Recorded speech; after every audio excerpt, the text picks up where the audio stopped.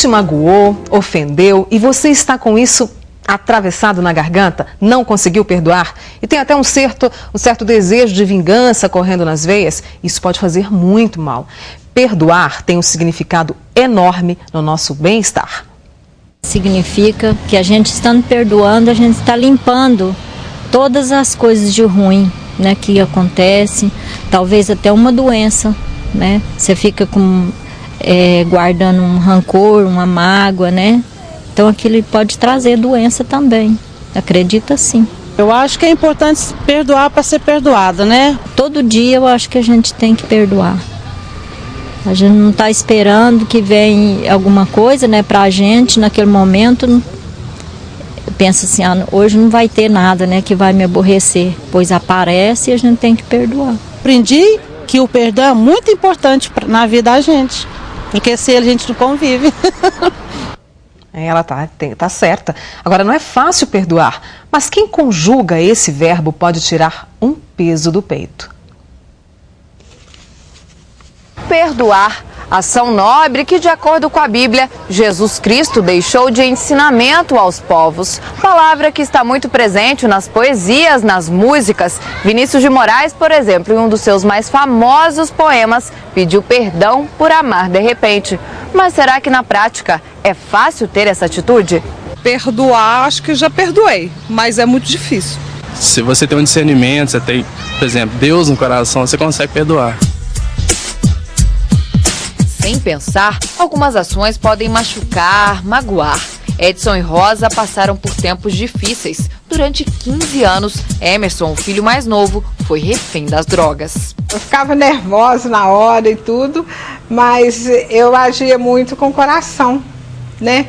O meu coração pedia mais amor. Eu não queria desprezar ele, eu nunca desprezei. Eu nunca tive raiva, eu tinha medo de ficar com raiva, com ódio dele. Eles nunca desistiram do filho. As lembranças fazem a mãe chorar. O carinho, a compreensão e muita luta fizeram Emerson se recuperar. Hoje eu tenho condição de fazer reparações a eles, né? Mas sem lembrar do passado, né, cara? Hoje tudo pra mim é novo. Perdoar significa recomeçar. Foi assim na vida de Rejane e Wagner. O casamento nem sempre andou bem. Meu marido chegou perto de mim e me disse que ia me deixar, ia me largar. Todo dia, de noite, eu ficava esperando ele, uma ligação, alguma coisa, pensando assim, não, ele vai arrepender, vai voltar. E nada. Uma pessoa me ligou, me contando que o meu marido estava numa praia com uma outra mulher, que ele estava tendo um relacionamento com uma outra mulher. Aí sim que a casa caiu em cima de mim, o mundo desabou. Quase um ano separados, até que a esposa decidiu esquecer a mágoa. Eu mesmo liguei para ela e pedi perdão por ter saído de casa, porque minha vida foi complicando, eu fiquei longe dos meus filhos, né? Descobri que eu gostava dela de verdade, e o importante é a família. Confiança e certeza só aumentaram a partir dessa lição de humildade. Perdão é tudo na vida da gente. É amar. É amar, né? É o amor de verdade.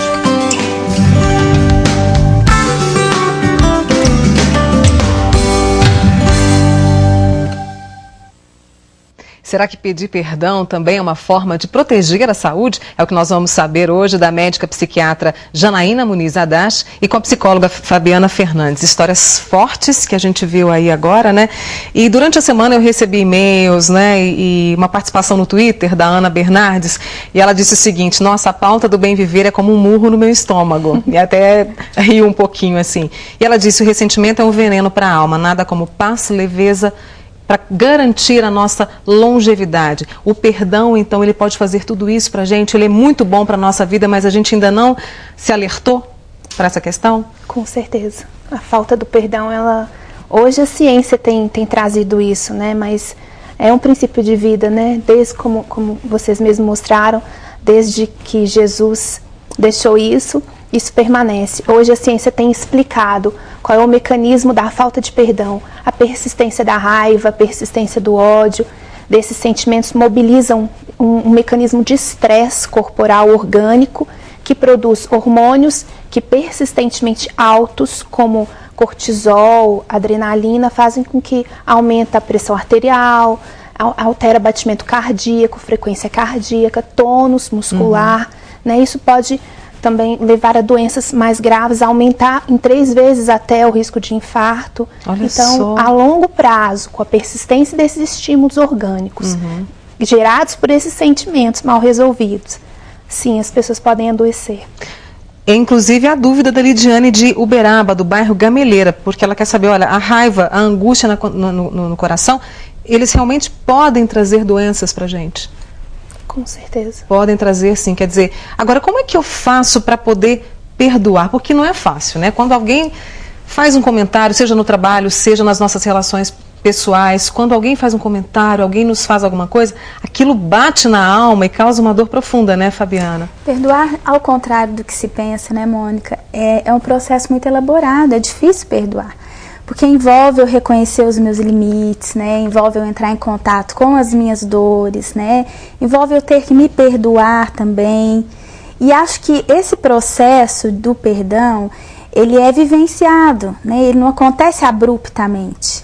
É algo que tem que ser construído, né? E muito bem, assim, refletido. Eu preciso realmente refletir e decidir. Tem que haver uma decisão em perdoar.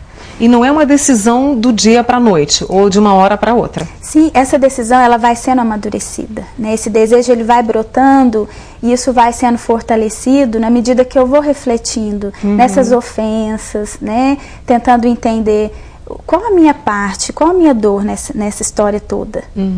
A gente tem perguntas, nós somos às ruas para ver as perguntas das pessoas. Vamos à primeira delas.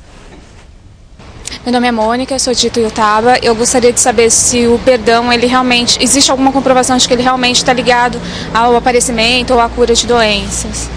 A pergunta da Xará, né? Em relação ao aparecimento de doenças, sim. Agora, em relação à cura, pode curar ou existe alguma comprovação científica? Eu diria que ela pode prevenir, né? Curar talvez sim mais relacionado às questões psíquicas mesmo. Né? No consultório a gente vê isso todos os dias. Aquelas pessoas que têm conflitos mal resolvidos com familiares, amigos, pessoas íntimas, elas vão lá intensas, carregadas de emoções. E aí tá bom, então deprimiram por conta disso e agora vamos tratar essa depressão. Vamos usar um medicamento que vai criar um cenário propício a que essa pessoa atue. Mas se essa pessoa não atuar, a medicação não vai ser suficiente. Ela precisa colaborar. Né? Então vamos ter que remover esse lixo. E para remover esse lixo, remédio nenhum remove. Né? Os nossos pensamentos não são limpados por remédios. Eles são, de certa maneira, organizados. Mas a limpeza quem faz somos nós. Somos nós. Pode ser difícil no começo ali, mas é preciso insistir. Sim. Né, Fabiana? E a busca da ajuda, né? Como a doutora Janaína citou a questão da medicação, além disso a gente também tem que pensar na questão do processo psicoterápico, né? Que envolve essa pessoa ter que entrar em contato com essas ofensas, né? Que foram reprimidas, para que elas possam realmente, assim, conseguir, talvez chegar nessa cura, né? Que a gente tanto almeja. Vamos a mais uma pergunta. Meu nome é Vânia, eu sou daqui de Ituiutaba, moro no bairro Central e gostaria de saber por que é tão difícil perdoar, no caso assim do relacionamento, uma traição.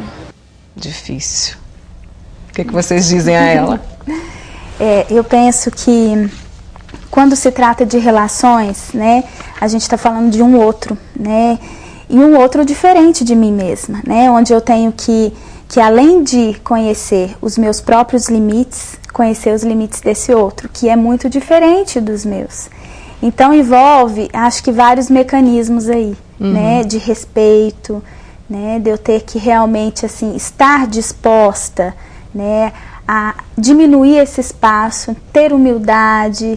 Então envolve, acho que tudo isso. Você falou a questão da humildade, né? Eu até me lembro do Emerson, da matéria que a gente mostrou, né? Ele teve humildade, chegou para os pais, pediu perdão e está reconstruindo um tempo perdido nessa relação com os pais. O mesmo também funciona para uma relação a dois. Sim. Reconstruir, quer dizer, se eu perdoo, eu consigo reconstruir essa relação? Eu diria que, assim, para perdoar é essencial uma boa dose de humildade mesmo, né? E assim, e a humildade ela vem de uma questão familiar, de uma escolha de vivência com Deus, ela vem de uma estrutura, também não é do nada, né? Ela não surge ao acaso. Né? Então, assim, as pessoas que são mais humildes, elas são mais propensas a perdoar. E dentro de um casamento ainda, de um relacionamento, quanto mais próximo é isso, quanto mais amoroso, quanto mais você se entrega numa relação, mais difícil é você entender que o outro te traiu. Né? Então o caminho é mais árduo, mas ele é necessário. Até para se reconstruir depois uma outra vida, se for o caso. Eu perdoo, né? Mas aquele fato, aquilo que foi feito a mim, aquilo permanece. Como é que explica isso? Quer dizer, eu não esqueço, eu não consigo esquecer. Não é pelo fato de que perdoei que eu consegui esquecer o que foi feito a mim. Isso, como é que fica isso? Assim, dá para trabalhar, perdoei, fiquei leve, mas o fato continua na minha memória? É um pouco confuso, né? Exatamente. Eu acho que a gente está falando de dois processos diferentes, né? Quando a gente fala de esquecer, obrigatoriamente a gente está relacionando a memória, né? E assim, penso que esquecer o fato em si, é muito complicado, né?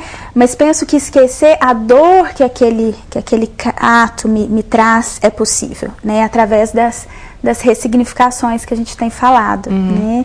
Então, assim, às vezes a gente tem uma ideia do perdão como esquecer. Isso, né? Tá, mas não tá... Isso, mas penso que esquecer não o ato em si, mas talvez a dor, né? O que aquilo simboliza para mim. Eu penso que isso é possível, sim, através de uma reconstrução, de uma ressignificação. E é perdoar, como disse a dona Maria Clemente, todos os dias. Não é um fato como a traição, por exemplo, mas as coisinhas do nosso dia a dia, seja ali no trabalho, seja com um amigo, ou seja com uma pessoa que você não tem tanta intimidade, mas que de certa forma te ofendeu. Esse é um bom começo. É um bom começo. Né? Um bom começo é desejar perdoar, entendendo que isso vai trazer para mim uma vida plena, uma vida feliz, uma vida em paz, né?